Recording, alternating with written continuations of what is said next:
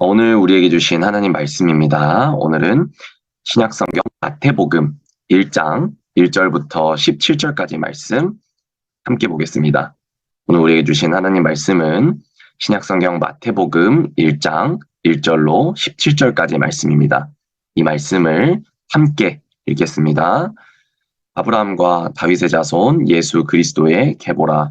아브라함이 이삭을 낳고 이삭은 야곱을 낳고 야곱은 유다와 그의 형제들을 낳고 유다는 다말에게서 베레스와 세라를 낳고 베레스는 헤스론을 낳고 헤스론은 람을 낳고 람은 아미나답을 낳고 아미나답은 나손을 낳고 나손은 살몬을 낳고 살몬은 라합에게서 보아스를 낳고 보아스는 룻에게서 오벳을 낳고 오벳은 이새를 낳고 이새는 다윗 왕을 낳으리나 다윗은 우리아의 아내에게서 솔로몬을 낳고 솔로몬은 르호보암을 낳고 르호보암은 아비야를 낳고 아비야는 아사를 낳고 아사는 여호사밧을 낳고 여호사밧은 요람을 낳고 요람은 우시야를 낳고 우시야는 요담을 낳고 요담은 아하스를 낳고 아하스는 히스기야를 낳고 히스기야는 므낫세를 낳고 므낫세는 아몬을 낳고 아몬은 요시야를 낳고 바벨론으로 사로잡혀갈 때에 요시야는 여고냐와 그의 형제들을 낳으니라. 바벨론으로 사로잡혀간 후에 여고냐는 스알디엘을 낳고 스알디엘은 수룹바벨을 낳고 수룹바벨은 아비옷을 낳고 아비옷은 엘리야김을 낳고 엘리야김은 아소르를 낳고 아소르는 사독을 낳고 사독은 아킴을 낳고 아킴은 엘리웃을 낳고 엘리웃은 엘르아사를 낳고 엘르아사를 mat단을 낳고 mat단은 야곱을 낳고 야곱은 마리아의 남편 요셉을 낳았으니 마리아에게서 그리스도라 칭하는 예수가 나시니라. 그런즉 모든 대수가 아브라함부터 다윗까지 14대요. 다윗부터 바벨론으로 사로잡혀갈 때까지 14대요. 바벨론으로 사로잡혀간 후부터 그리스도까지 14대더라. 아멘. 네, 할렐루야. 그 새벽 예배 모이신 우리 사랑하는 중앙교회 성도 여러분 모두를 환영하고 축복합니다. 말씀과 함께하는 복된 목요일 함께하고 계십니다. 오늘도 주님의 말씀을 따라 살아가는 하루 되시길 주님의 이름으로 축복합니다. 오늘 묵상 본문은 마태복음 1장 1절부터 17절까지 말씀입니다. 저희는 오늘부터 부활절 때까지 마태복음을 묵상하게 됩니다. 이 마태복음은 신약성경의 첫 번째 책으로서 물리적으로 구약성경과 가장 가까울 뿐 아니라 내용적으로도 구약성경과의 연결고리가 많고 뚜렷한 책입니다. 그 점은 마태복음의 시작에서부터 선명하게 드러냅니다. 마태복음 1장 1절의 말씀은 아브라함과 다윗의 자손 예수 그리스도의 계보라. 네, 마태는 예수 그리스도의 계보로 마태복음을 시작하는데 계보는 고대와 현대를 막론하고 사람들의 이목을 끌기에 유용한 소재였습니다. 유대인들에게도 계보로 시작하는 마태복음은 큰 관심을 받았을 것입니다. 특별히 구약에서 언약과 관련된 가장 중요한 두 인물인 아브라함과 다윗을 언급하면서 예수님을 아브라함과 다윗의 자손으로 소개하는데요. 예수님이 아브라함과 다윗의 자손이라는 것은 단지 혈통적으로 아브라함과 다윗의 자손이라는 것만을 의미하는 것이 아니라 창세기 22장 18절에 내 씨로 말미암아 천하 만민이 복을 받을 것이다 라는 아브라함의 언약과 사무엘하 7장 13절에 내 씨가 나라를 세워 견고하게 하리라 라는 다윗 언약을 성취하러 온 그리스도, 구약에서 약속된 메시아라는 것을 의미하는 것입니다. 따라서 아브라함과 다윗의 자손 예수 그리스도의 계보라는 마태복음의 첫 구절은 예수님이 구약의 약속을 성취하러 온 메시아시다라는 선언이며 마태복음 전체의 결론이라고도 할 수가 있습니다. 1절부터 16절까지 보면서 누구는 누구를 낳고 라고 기록된 많은 인물들의 이름들이 어쩌면 재미없고 지루하게 느껴질지 모르겠습니다만 국보에 등장하는 한 사람 한 사람의 이름들은 각각의 인생과 역사를 의미하며 아브라함과 예수님까지 이르기까지 그 기간은 2000년에 이릅니다. 여러분, 그러니까 예수님의 족보에는 아브라함부터 시작해 다윗 왕궁, 바벨론 포로기와 귀환기에 이르기까지 한순간도 중단되지 않고 계속 진행되어 온 하나님의 언약과 구원 역사가 담겨 있다라고 할 수 있죠.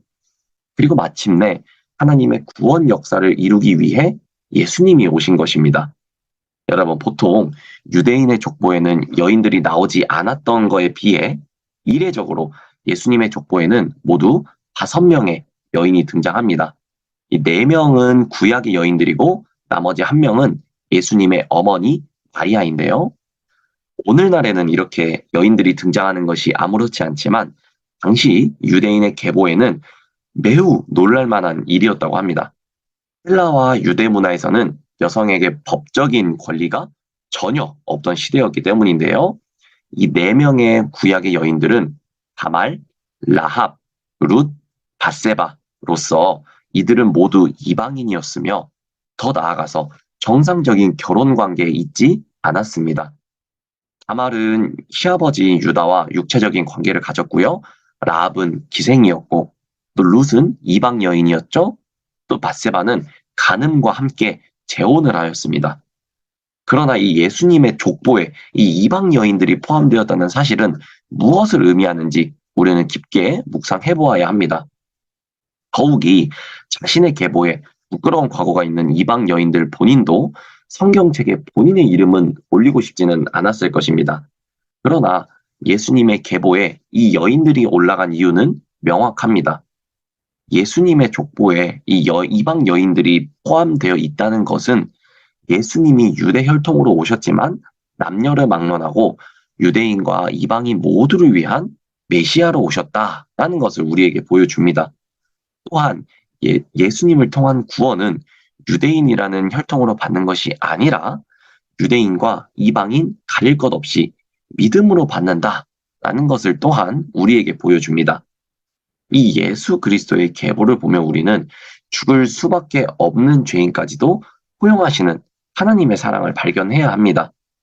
신분도 성별도 심지어 죄가 가득한 사람이라도 하나님의 사랑을 막을 수는 없습니다.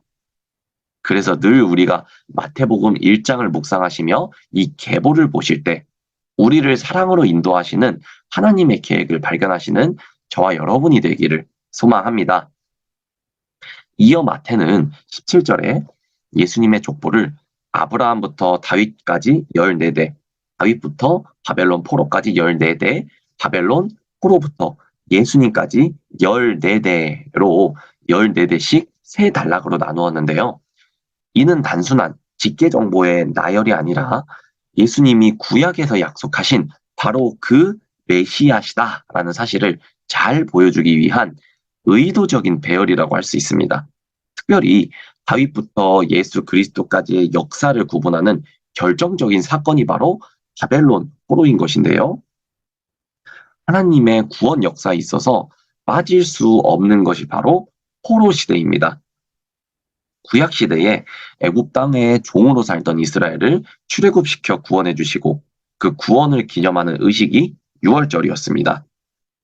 신약에서도 죄와 사망의 노예로 살던 사람들을 하나님께서 예수 그리스도의 십자가로 구원해 주신 것이죠.